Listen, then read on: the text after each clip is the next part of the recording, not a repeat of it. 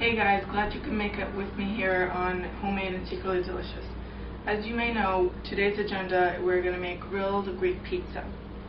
I started here with the individual doughs that we're going to make the pizza out of, and I just want to show you how to form the ball. As you can see, these are all already formed.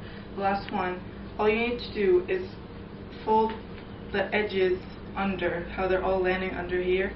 You keep folding it over and over until it forms a nice ball, and roll it around in your hand until it's a nice round ball. And they're all rising right now, and while they're rising, I want to go to the vegetables, which are going to be the toppings. What I have are some mushrooms, some tomatoes, some leeks, which you can substitute for spinach, it works too. Olives and feta cheese, which you can also substitute for mozzarella cheese. What I wanted to talk about is how to clean the mushrooms, because you can't just wash them and you can't just use them like that, being dirty. You can clean the mushrooms with just a dry towel. Keep wiping all over,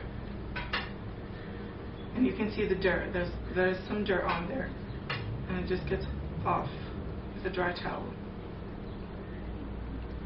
And I want to slice this last one up.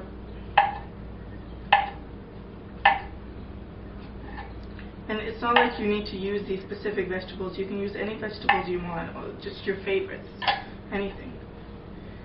Also, I'm going to use some spices on top, for flavor. What I have here are some thyme, some garlic, basil, oregano, black pepper, salt, and that's it. It's really simple. You can put anything you want. Before I get to the grilling process, I wanted to show you how to roll out the individual dough balls.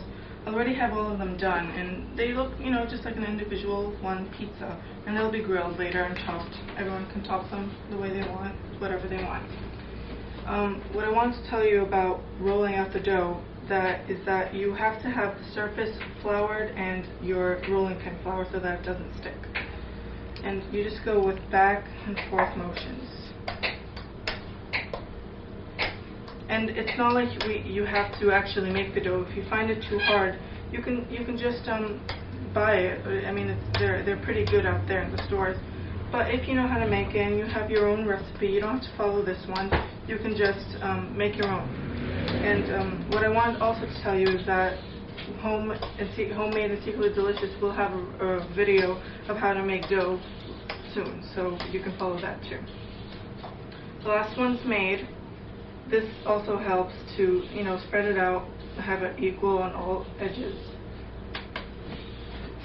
Let's get at the grill, and this is just like, those sandwich kind of makers are really big, but I mean, if it's warm outside, you can definitely make it outside, or if you have a grill that you can put on the oven, you can definitely use that. It's whatever you have, it doesn't matter. Let's start with the first dough. We are at the topping station, and I want to start first with whatever sauce you're going to put. I'm just going with the simple olive oil. You can put olive oil, you can put pesto, you can put tomato sauce, it's whatever you want. I'm going to top it first with some leeks, some really fresh green leeks, then a few tomatoes, maybe, mushrooms, some olives, and for the spices, I'm using some basil. You can use whatever you want, but I felt like I wanted to go with the Mediterranean flavors since this is a Greek pizza. Some oregano, thyme, and garlic. And then, of course, salt and pepper. But if you wanted to go like Asian with this or Mexican, just use the flavors that you know, the flavors that you love, anything. It doesn't matter. And finally, black pepper. You can't have a pizza without cheese, and right now we're using feta cheese. Just crumble it up on top, and we're going to put it in the broiler so this will melt nicely. And then it's time to eat. Homemade and secretly delicious Greek pizza.